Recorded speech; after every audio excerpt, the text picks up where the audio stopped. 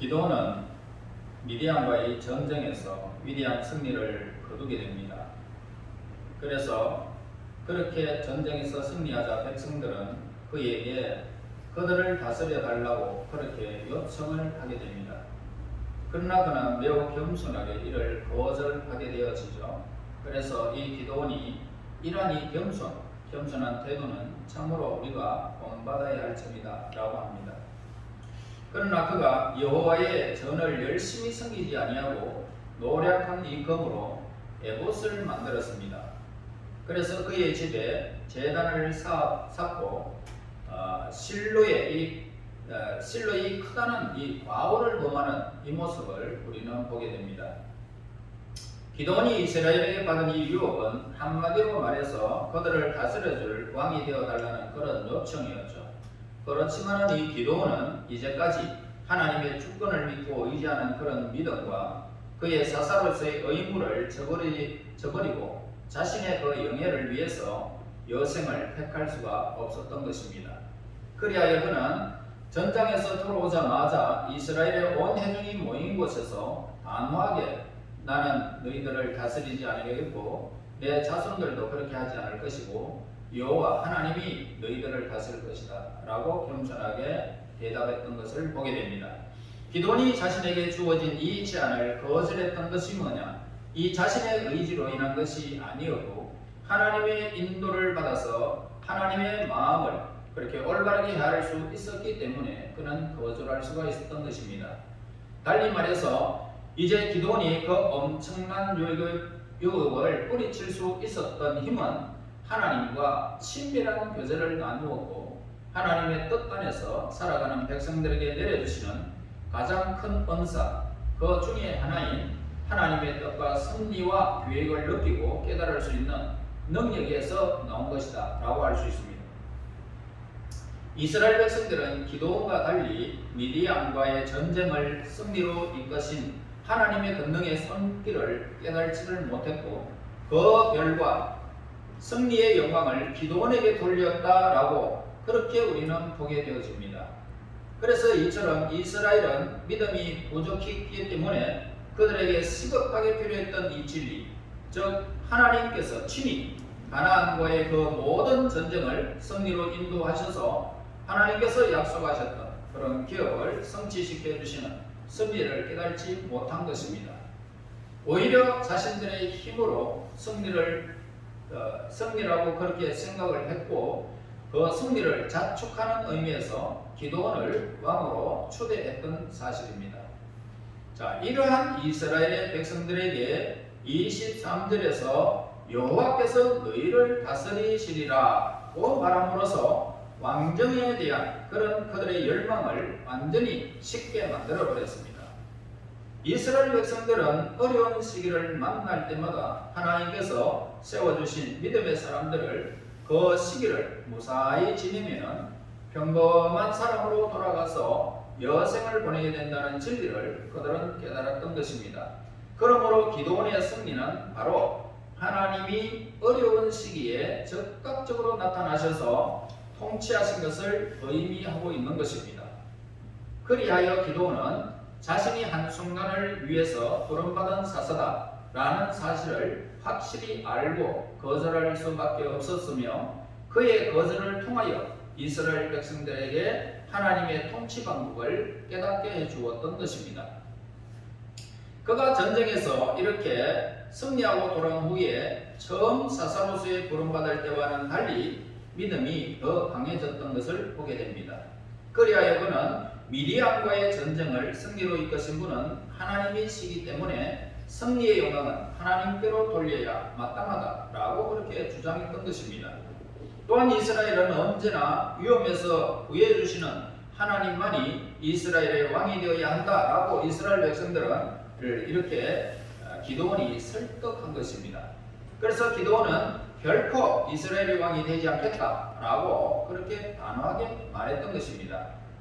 그 다음에 23절 후반절에 넘어가 보면 나의 아들도 너희를 다스리지 아니할 것이요 라고 말함으로써 하나님께 대한 이 신앙적인 태도를 온전하게 보여주었습니다. 기도원은 이스라엘 왕정을 세우기에 앞서서 극도로 분열되어 있던 그런 이스라엘의 각 지파를 하나로 연합시켜야 한다라고 생각을 했습니다.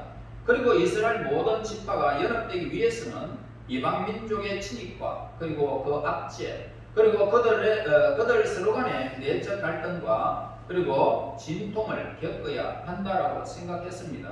그래야만 이스라엘은 하나의 국가로 통일될 수가 있었고 그런 후에는 비로소 왕정이 이루어질 수 있다라고 생각했던 것입니다.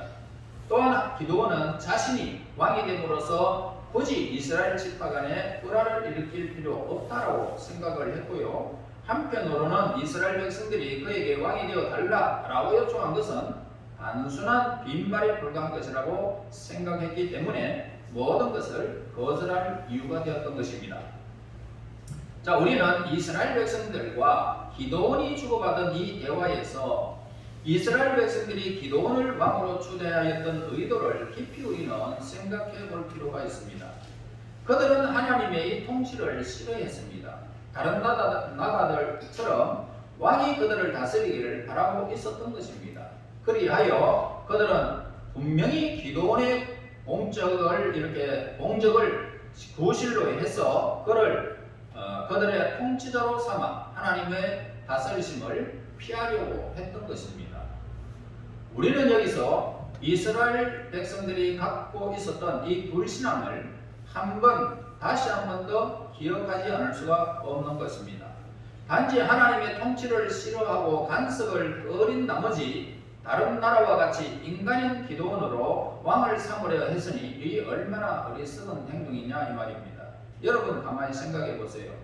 하나님이 우리를 다스리시면 우리의 생각, 마음에 더러운 것까지 다 원하게 다 보고 계시고 그렇다면 오늘 우리는 생활하는데 굉장히 불편함을 느낄 때가 있을 것입니다.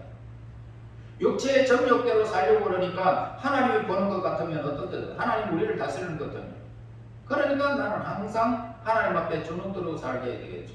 그러나 왕이 생기면 어떨까요? 왕이 우리를 다스린다면 안 보면 우리가 무슨 일을 하는지 모른단 말입니다. 네, 사람 앞에 행하는 믿음의 사람이 있고요. 하나님 앞에 믿음의 행진을 할 수 있는 사람이 있다는 사실을 오늘 우리는 여기에서 보게 되었습니다. 인간이라면 일방적으로 어느 방편으로 명성을 떨치면 어떻습니까? 반드시 다른 방편으로 자신의 야심을 펼치게 마련입니다. 기드온 역시 외가 아니었던 것이죠. 그는 왕의 자리를 거절했던 반면에 제사장의 권한을 가져보고자 했던 것을 보게 됩니다.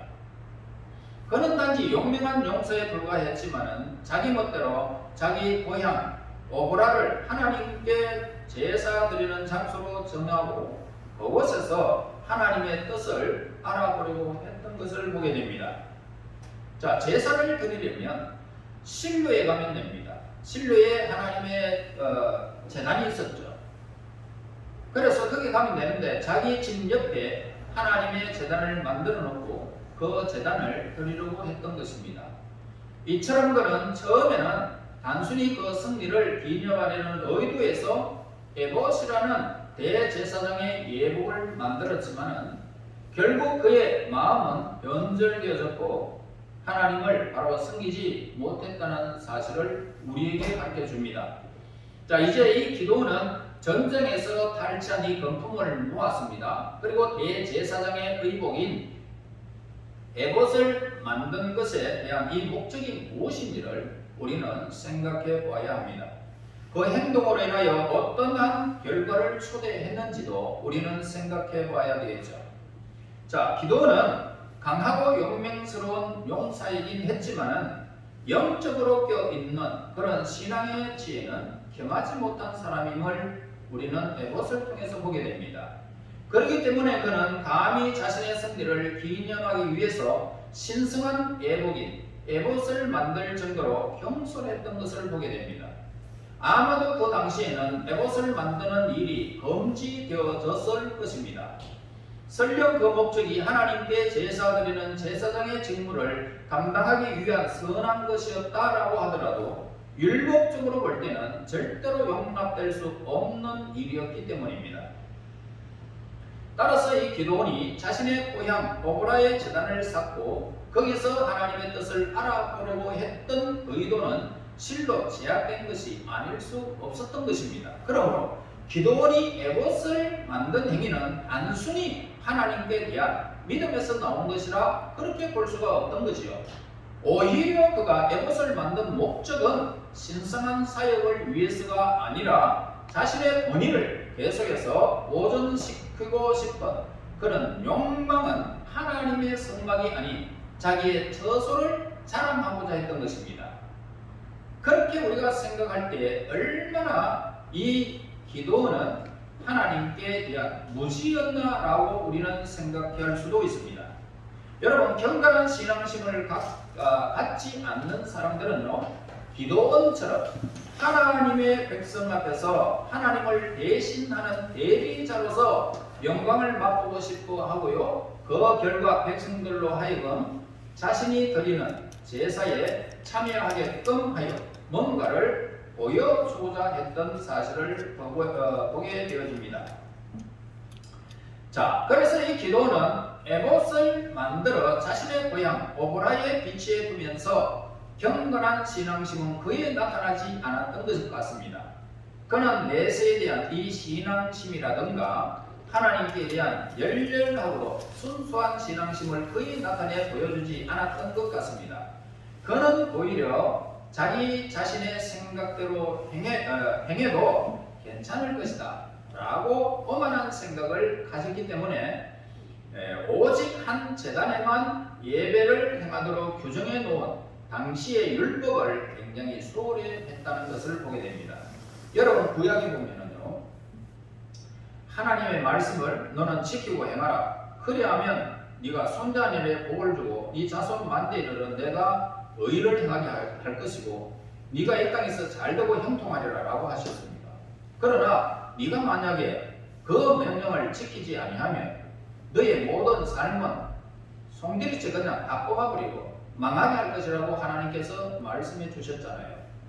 그런데 오늘 저와 여러분들이 오늘 이 기도원이 이렇게 범죄했기 때문에 그 나중 형편은 여러분들이 성경을 또 뒤쪽으로 또 가보면 알지만은 기도원이 폭삭망해버립니다. 완전히 자손 만대 그냥 완전 끊겨버립니다. 여러분 어떻습니까? 하나님께서 하시는 일은 말씀을 행하면 복받고 행하지 아니하면 저주를 받는다는 이 사실을 저와 여러분 두렵고 떨림으로 우리는 이 말씀을 대해야 할 것입니다. 27절 말씀 보시겠습니다. 기드온이 그 금으로 에봇 하나를 만들어 자기의 성읍 오보라에 두었더니 온 이스라엘이 그것을 음란하게 위함으로 그것이 기드온과 그의 집에 올무가 되니라 라고 했습니다. 자, 우리는 이 말씀을 읽으면서 기드온이 왜 하나님의 거룩한 에봇을 만들어서 자기 멋대로 자신의 처소에 두었는가 라고 하는 이 문제를 다루게 되어집니다. 그는 인간의 죄의 본질을 몰랐던 것 같습니다. 그는 전쟁을 통하여 많은 고난을 경험했지만은 하나님에 대한 이 지식이 없는 사람이었기 때문에 모든 고난의 비밀의 비밀한 뜻을 알지 못했다는 것입니다. 또한 이 기도뿐만 아니라 이스라엘 많은 백성들은 죄라는 것은 진정으로 무엇이며 일단 지은 죄는 어떻게 사함을 받는지 그리고 하나님의 율법은 무엇인지 그 본질을 깨달지 못하고 있었던 것 같습니다. 그래서 바로 이러한 점이 여성을 이렇게 보내는 기도원을 타락시킨 그런 원인이 된 것입니다. 그렇기 때문에 이 기도원은 감히 대제사장의 의복인 에봇을 금으로 장식한 채 이렇게 흉내내어 만들어가지고 거짓된 에봇을 만들어 자기의 고향 오보라에 비치해 두었던 것입니다. 그 당시 하나님은 이스라엘 모든 백성들을 위하여 진정한 에봇을 만들어 실로에 비치해 두셨던 것이죠. 따라서 하나님의 율법을 따르면 기도원뿐만 아니라 이스라엘 온 회중은 하나님의 성막에 있는 실로에 가서만 제사를 드릴 수 있었고 하나님의 진정한 신탁을 받을 수가 있었던 것입니다. 왜냐하면 하나님의 진정한 에봇은 하나님께 제사를 드리는 그런 제단과 관계된 것으로서 그것을 피를 뿌리는 의식과 죄를 사해주는 의미와 더럽혀진 마음을 정결하는 의미와 그리고 새로운 생명을 얻게 되는 의미 등을 나타내고 있었기 때문입니다. 따라서 이스라엘 백성들에게는 이러한 참된 에봇으로 인해서 얻게 되는 많은 은혜가 필요했고요. 기드온에게도 역시 그것은 대단히 필요한 것이었지만 그는 에봇에 대해서는 진정으로 아는 것이 없었던 것입니다. 오직 하나님을 내가 마음대로 한번 섬기보자 라고 했던 이런 의욕이 불타지 않았나 라고 생각할 수 있습니다. 그가 단지 알고 있는 것이 뭐냐? 에봇을 통해서 하나님의 뜻을 알아본다는 의미밖에는 없었다는 것입니다. 이렇듯 모르고 지은 이 기드온의 죄는 만가지 악의 원인이 되었던 것을 성경에서 기록을 하고 있습니다. 그리고 그는 그 제단에서 하나님의 뜻이 아닌 자기 자신의 뜻대로 거짓된 제사를 드렸고 그 결과 그 자신에게 뿐만 아니라 이스라엘 전체에 우상 숭배라는 악영향을 끼치게 되었던 것입니다. 이 말씀을 27절에서 우리에게 말씀해 주고 있지 않습니까?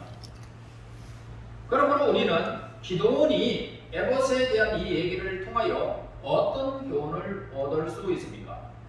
많은 사람들이 기드온처럼 용감하고 담대하며 사람들이 범한 잘못이나 과거의 분노를 느끼는 사람들이 많습니다.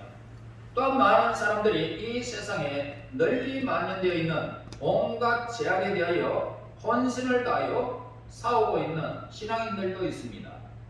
그러나 이러한 많은 사람들도 기드온과 같은 결정적인 실수를 거듭하여 마침내는 대단히 많은 가오와 잘못을 남겨둔 채 세상을 떠나는 사람들이 우리 주변에 많이 있습니다. 그들은 한때 용감했습니다. 신앙심도 있었던 것처럼 보입니다. 그러나 위대한 이성의 삶을 살았음에도 불구하고 결국에는 보통 사람들처럼 타락한 인생으로 살다가 생을 마감하는 사람들이 많이 있다 이 말입니다. 여러분, 우리는 두렵고 떨림으로 구원을 이루어 가야 합니다. 이 세상은 타락하기 쉽습니다. 한 주간만 하나님을 떠나 있어도 우리의 마음은 하나님과의 관계가 천길 만길 떨어진 것처럼 그렇게 느껴질 수밖에 없는 것이 이 세상 삶입니다. 그러므로 주일은 얼마나 우리에게 영적인 양식이 풍성하고 먹어야 하는 양식이 있어야 함을 우리에게 분명히 가르쳐주고 있습니다. 2그릇 먹으면 더 좋겠지요. 그렇다면 이들의 생애는 이처럼 타락한 삶으로 변질되고 마는 이유가 어디에 있을까? 그 이유는 그들 모두가 기드온처럼 자기 자신의 생각대로 행동한 데 있었다는 사실을 우리에게 가르쳐주고 있습니다. 여러분들의 신앙을 여러분들의 생각대로 해서 안 된다 이 말입니다. 하나님 앞에 사로잡혀야 되고 말씀에 사로잡혀야 되고 그 말씀의 토대 위에 내 신앙이 있고 내 삶이 있어야 된다는 사실을 우리에게 가르쳐 주는 말씀입니다. 아멘. 다시 말해서 그들은 기드온이 하나님의 참된 에봇을 무시해버리고 모든 거짓된 에봇을 스스로 입고 거짓된 제사를 드렸다는 것입니다. 그래서 하나님께서 친히 맺어주신 참된 언약을 버린 것처럼 한순간에 잘못된 자신의 생각대로 행해버렸기 때문에 여러분, 내 생각대로 신앙하면 오늘 저와 여러분 망하는 길입니다. 나는 가고 싶을 때 교회 가고 싶지 않을 때 교회 안 가는 이런 어리석은 생각은 우리에게는 완전히 떨쳐버려야 됩니다. 하나님 앞에서 내 삶을 세워가야 됩니다. 하나님은 여러분들의 손대하는 일에 그렇게 하는 사람에게 복을 주십니다. 그들은 가난한 사람들은 무엇을 먹고 지낼까? 그들에게 마실 것이 있는지 어디 거처할 데가 있는 것일까? 하고 염려하는 것으로 그치지 아니하고 실제로 가난하고 불쌍한 노동자들을 위하여 행동으로 보여주는 사람들입니다. 여러분, 그리하여 그들은 자기 자신을 희생하기까지 노동자들을 위하여 보다 나은 주거 환경 주택을 마련해주고 그들의 휴식을 취할 공간을 오락실과 함께 주고 그리고 도서실, 목욕탕, 각종 문화시설 제공해 주는 사람들이 많이 있습니다. 그러나 그들은 이 모든 것을 제공해 주지만은 하나님의 말씀을 가르치는 주일학교라든가 하나님의 말씀에 사로잡혀 열심히 성장하는 초대교회 교회와 같은 참된 교회에는 관심이 없는 사람들이 많습니다. 여러분, 제가 여러분에게 모든 것을 내가 돈이 많아가지고 여러분들에게 모든 것을 잘해주는 목사가 되겠습니까? 필요합니까? 아니면은 영적으로 필요한 영적인 양식을 주는 사람이 필요하냐요? 이 세상의 것은요, 아무리 많은 것을 여러분에게 주어도 만족이 없어요. 그러나 영혼의 양식을 먹으면 내 속에서 생수의 강이 흘러넘쳐요. 가만히 있어도 너무 행복하고 가만히 있어도 너무 기뻐요. 가만히 있어도 눈물이 주르륵 나오고 감사가 넘칩니다. 은혜를 받지 아니하면 불평이 나와요. 세상 것 자꾸 치해도 그만 가져라 그러면 그만 가져. 나 그거 때문에 나 막 지겨 죽겠다. 밤새도록 배가 불러가지고 나 막 소화도 안 되고 좋은 거 먹으면 그렇습니다. 그러나 아무것이나 먹어도요 기쁨이 있어야 되잖아요.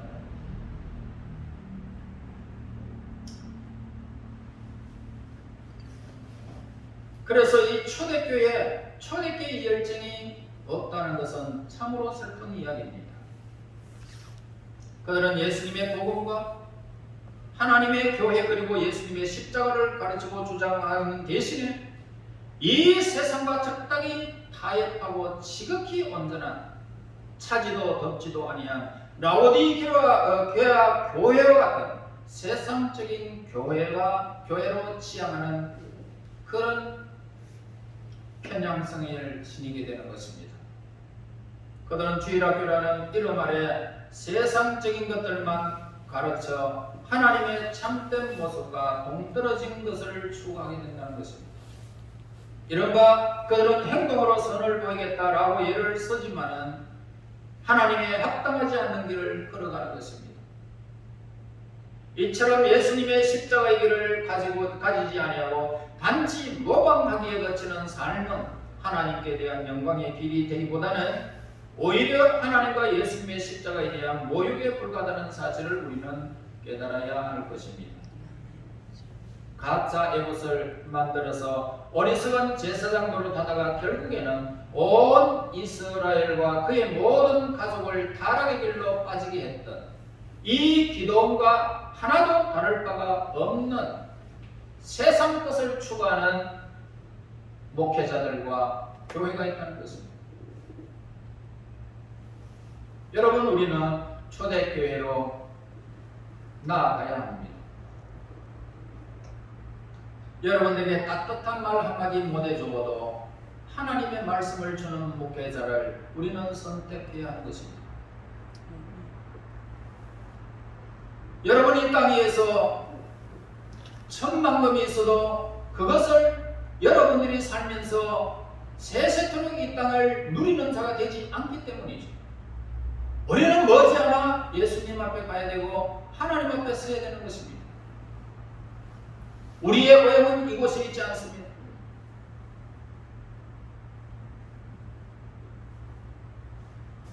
여러분, 혹시 여러분도 예수님의 십자가를 진정으로 따르지 아니하고 단지 외적인 모습만 모방하여 진정한 구원의 길을 가지 못하고 있지 않는지 우리는 돌아보아야 할 것입니다. 어느 가정이 남자가 참 나이가 좀 들어가지고 성공은 했지만 자기의 얼굴이 참 못나가 이렇게 참 좀 조금 남자로서는 좀 부족한 면이 많이 있었다고 합니다. 그런데 그 사람이 어느 날 좋은 아내를 맞이했답니다.